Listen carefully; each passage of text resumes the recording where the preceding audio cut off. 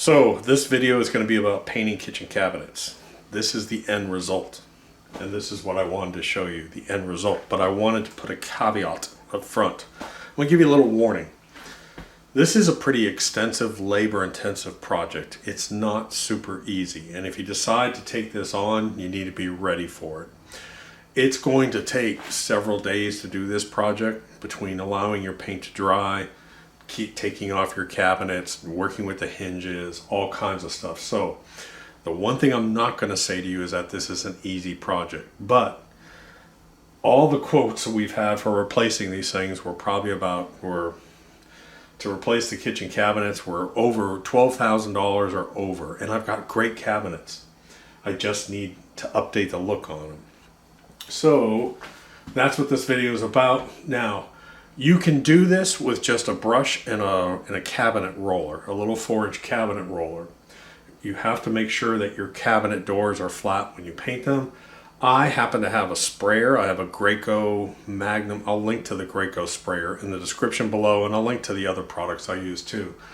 But I'm just using a regular Graco sprayer that I use for all my fences. It's not the bottle one. It's a regular hose sprayer, airless sprayer, and it worked out really well. The other thing I'm going to note, if you do decide to spray, the primer that I got was really, really thick. And normally you have to dilute something like that 10%. I almost had to go to a 20% dilution on my primer just to make sure that it was spraying really nice. The latex that the finish coat, I did not have to dilute. If you're using a roller and brush, you don't have to worry about that. But this is the finished product, and so this is why I did it. This saved us what we saved in this kitchen. A full kitchen remodel like this for the cabinets, new appliances, new countertops, new sink, everything. I mean, you're looking at probably about a $20,000, at least a $25,000 remodel. And we did the entire project, including the appliances, for about $6,000 or $7,000. That's not bad. About $3,400 on new kitchen countertops that are coming. They're quartzite countertops. The new sink will be installed later. But the appliances, total appliance remake, was probably about $3,600. So anyways, I wanted to give you that warning up front that this is not an easy project, but I'll walk you through it. Morning. So I've watched a lot of videos online about painting wood cabinets before I made this video. And I thought I'd do something a little bit different. I'm going to make this video for the average homeowner. And what does that mean? A lot of the videos are people with shops. They're spraying lacquer with high-end spray guns, and I'm going to show you how you can do it at home pretty simply with a roller and brush. Now, I will be using my Graco sprayer for the cabinet doors, but you can just do that with the roller and a brush. So yes, you can do all this yourself. I am going to do a little bit of spraying on the cabinet doors, but you can just roll it and paint it. That's what's different about this video. Also, all the products that I'm using are water-based cleanup, and that's really important to me. I hate cleaning up oil-based products. Morning. So I'm going to walk you through the steps of painting cabinets, more so mostly oak cabinets, but this will apply to any wood cabinet. And the first thing I'm going to do is I'm going to show you, so you don't have to sit here and watch the entire video if you don't want. I'm going to show you all the products that I'm using. Regular lacquer thinner, and this is for cleaning the initial cleaning.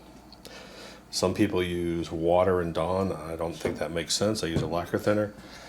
The next step that we do is we sand. Then we're going to put on, after the sanding, we're going to put liquid sandpaper. Then we're going to fill all the wood grain with aqua coat. Use a little rubber trolley thing, fill it. Then we're going to be staining with, this is Valspar from Lowe's. It's a water cleanup. This is actually water-based. Then we'll be painting with furniture and cabinet paint. Now this is a hybrid. This cleans up with water, but it's an oil-enriched enamel. Apparently it's the hardest surface that you can get with a paint that they make. Those are the products that we're using. All right, so it is cabinet day. Start of it. Not a fun day. So I've got the wife and son are on the side porch over here, and they're actually doing a station for all the doors and all the cabinet, all the drawers, all that stuff. So let me tell you what we're doing.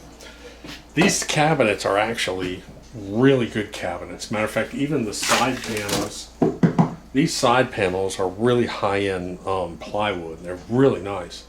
So we're going to keep them. So to do this, what we're going to do is we first hit this with, some people say clean it with water and Dawn. I think that's an unnecessary step. What I do is I clean it with lacquer thinner.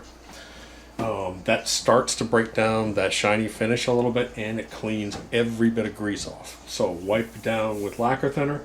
The next thing we're doing is we're lightly sanding. So all we're doing, I'm just taking a 200 sanding block, and we're just dulling up the finish and just giving a little bit of dull. The next step is we will wipe down all the surfaces with this, which is liquid sandpaper. It's a degreaser and deglosser at the same time. So then we're going back and we'll wipe this on all of it. Now when you wipe it on, you basically leave it on. If there's any excess, you want to wipe it off. Then, especially on the cabinet doors, what we're going to do is we're going to go use a filler, a grain filler. I'll show you the grain filler, and that will get rid of that grain look on the cabinet doors, which really makes the big difference to getting rid of that grain look. So basically all I'm doing is you just put this on and swirl it. But the nice thing about the liquid sandpaper is you can get it into these edges where you can't sand. And it's just a light coat. It's a degreaser liquid sander. And what ends up happening when it dries, it actually feels a little tacky. And if there's any coat on there, you just leave this on, leave the residue on, and paint right over it. Okay, so here's the step that really is the professional step that makes a huge difference, and we're grain filling. And you'll be able to see what I mean. These are oak cabinets with the ash cabinets. If you have cabinets, ash grain really doesn't show through like oak, but oak is very predominant. So I have a wood filler here, a grain filler. So that's exactly what this is, Aquacoat cabinet grain filler. It's made for this. And it comes ready to use, and what I do is I just put it on a plate and I just sort of make it mushy, and then I have a paper towel for these little hard areas. So all I'm doing is I'm just sort of wiping it and then go back over and go cross grain, just like you're grouting basically is what you're doing. So I'll come in and I'll put some on here. I'll spread it around. And then I'm going to come back and either cross grain or diagonally. And all I'm doing is I'm just filling the grain here. You can tell we're in sleeping territory here. So let me explain the grain filler real quick, because unfortunately this was such a long, tedious process. I didn't really get a lot of it or any of it on camera. This is a grain filler product. So this is one of the last steps before you paint, and it's Aquacoat. I'll put a link in the description below to this. It used to be clear, and now they make it white. Make sure you get the white. It's really important, I think, to get the white. It kind of looks like a paste inside here. You can thin it down with water. When you start to mix it, it looks kind of like cottage cheese, so you really got to kind of mix it up well. Just a tiny few drops of water just to thin it out a little bit. And all you do is just, I have a smaller one of these. These are just the cheap rubber little squeegees. And all I'm doing is we're just putting it on, and we're going across the grain or diagonal. We're going across the grain or diagonal with the grain, and we're putting a coat on. Now when you get to these edges, it's a little bit hard, so a little trick I've learned, like when you get into this molding area, I actually use my finger, and I'm actually applying it with my finger, because there's no way to apply it inside all these little grooves here with that little spackle gun there. The other thing you can do is get a wet sponge and go along the sides. Take some of this and go along the sides with a damp sponge, and I learned that fills it really well, because on these side areas, you're really looking at this side grain here. Now, I'm not doing the back side. No one's ever going to see that. I'm not worried about it. We're just worried about this front. I kind of have learned these big open panel areas, they're the visual areas that people are going to look at and see a lot of grain. So the rest of this area, I did one coat. On these large panels, which I have some big ones, I let it dry. Then I went over it with a sanding block. I've got a 220 sanding block. I went ahead and sanded, and then again, with a little bit of water down, I went back and I just did a light second coat on top of it. It really takes 2 coats to fill some of this deep oak, is what I've learned. But let me just explain. I'm putting on the Valspar stain blocking primer. It's really thick, by the way. It's really thick stuff. And I'm using a 4-inch cabinet roller. So this is a foam block. It has no nap on it. So, and you do not want a nap. In other words, you don't want to use, I don't know what the word for it. A regular roller that has a nap. Fibrous. This is non-fibrous. It's just a sponge. Little 4-inch roller trays. Little trick is I cover it with aluminum foil, because that way you don't have to keep getting new ones and they don't get dirty. For my regular roller trays, I have cheap liners. The liners are, 80 cents a piece, but they don't really make liners for these. I couldn't find them. When you're rolling cabinets, it's real important to understand, only roll what you can roll. Don't try and roll more than you can roll, if you know what I mean. So there are certain parts of this that I need to paint with a brush, and there are certain parts I need to paint with a roller. So I'm going to do the parts that I can easily access with a roller, and then I'll go back with a brush afterwards. I think that's important. Don't start with a brush. Start with your roller and do everything that you can do easily with your roller, then go back and hit it with a brush.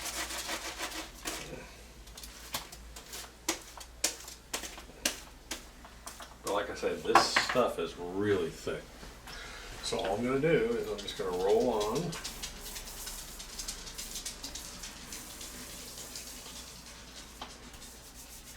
Now your primer coat should always be a light coat, by the way. You want to get a solid coat, but keep it really light. I really like light primer coats. You don't want them too heavy.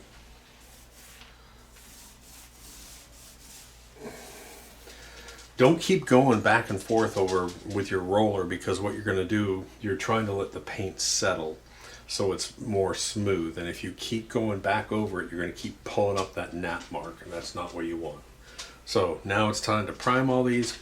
I'll start with a roller, then I'll go to a brush. That's where I am.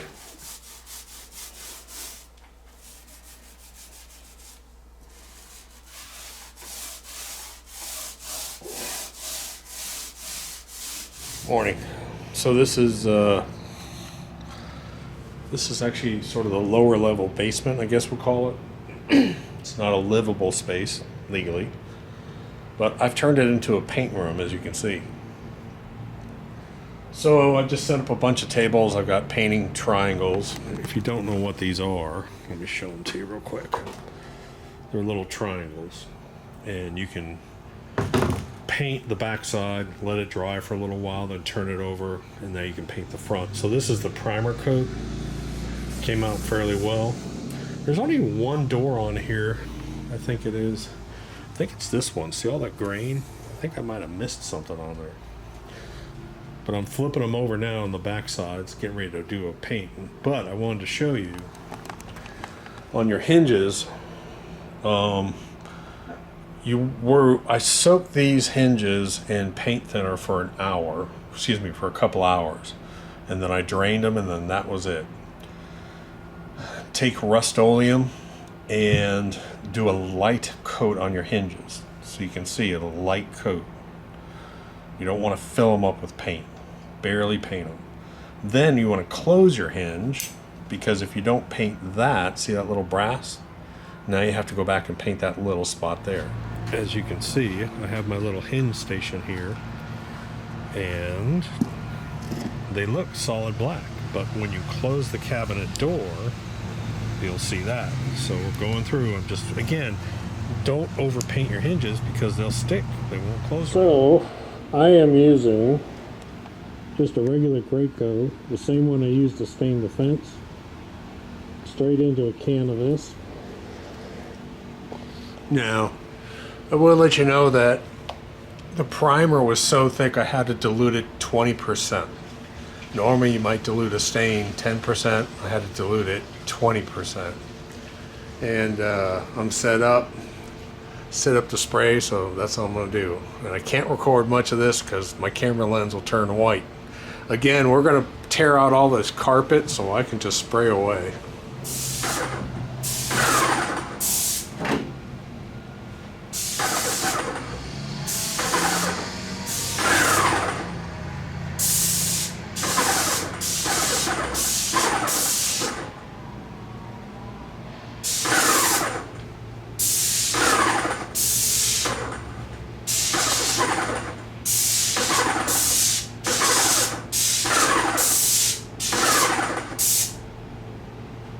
Let me give you a little tip when it comes to your final coat of painting. So I've sanded, I put primer, then I got first coat of the cabinet paint, and now I'm on my second coat. Now I sand in between, but I think it's real important to make sure you do a lot with your brush. Make sure you put a heavy coat on, look for drips, and then have your roller and your brush at the same time and do one area.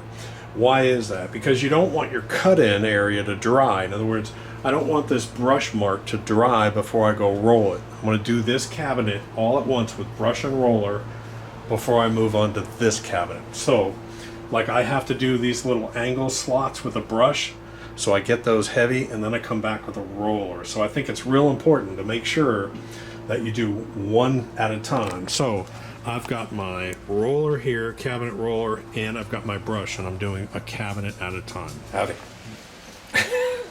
The hell did you do, Doc?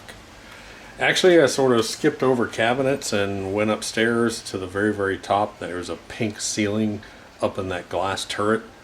And while I had the white spray hooked up, I decided to go ahead and go up there and spray. Yeah, I'm really white now. So here is the finished, kitchen, besides countertops and floors. So we've gone from old white appliances to new stainless steel appliances. We've gone from the oak finish to a more modern, sleek wood finish here. Now, let's talk about the grain issue. I give myself on this project probably about a B. And the reason being is simply because of time. I feel a little bit rushed with all the projects we have to get done here. And what I should have done is I should have probably gone through and done one more coat of the grain sealer. Some of the cabinets are absolutely dead smooth, but some, like this one, I can still see some grain on it. But overall, so these are the new knobs that we got. We got these from Home Depot. We painted the hinges black. We used the hinges that were existing. I actually got to do my first Lazy Susan. Pulled this out and reinstalled it. We put actually pull knobs on the drawers, which actually look kind of nice. So kitchen cabinets are done. I just put the wife and my son just left with the girls. They're headed back home, and I'm going to be here probably for another week. And I got a lot more projects to do. I got to put flooring upstairs. I got a whole bunch of stuff I got to do. So let me just show you the finished kitchen here. And this is what it looks like, and give you a couple little tips. So the handles we bought from Home Depot, I added pulls to the drawers. The drawers didn't have pulls, and so we added those.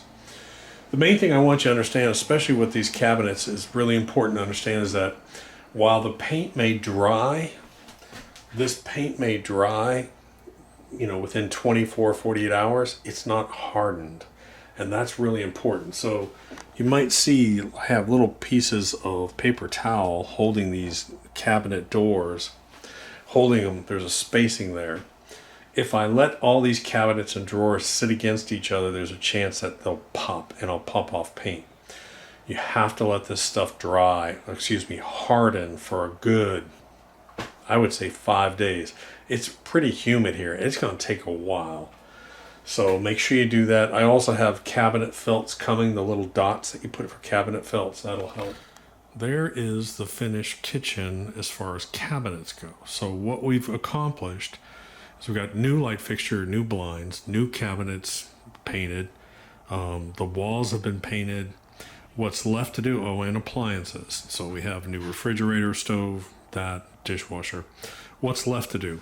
We have quartzite countertops. We have gray quartzite countertops coming. We actually ordered them from Home Depot because they had a great price on them. The floors need to be done, obviously, but we're going to do a backsplash here. We've got a real cool pattern backsplash we're going to put in here.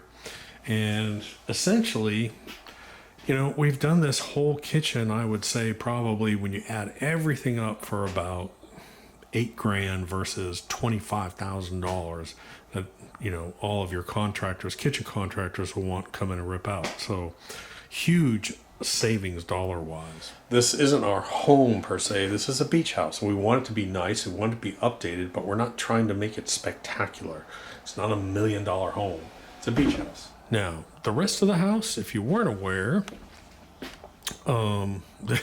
this was ugly dark brown walls, no ceiling fan, ugly drapes, ugly big green sofas, and we have completely transformed this. So we painted it, put in wood blinds, all new upholstery. We have not done really interior decorating yet. The wife still has stuff to do. New coffee table, new throw rug. But the inside, I mean, for now, looks pretty good. We've got, again, the interior decor. The interior decor has a lot more to go. She's a pretty good decorator, so I'll just leave that. Okay. So the other room that we pretty much have done is the guest bedroom. The guest bedroom was an ugly dark green. And we have painted it light gray. We've got a new bed in here with a new headboard. We still have a lot of work to do in here.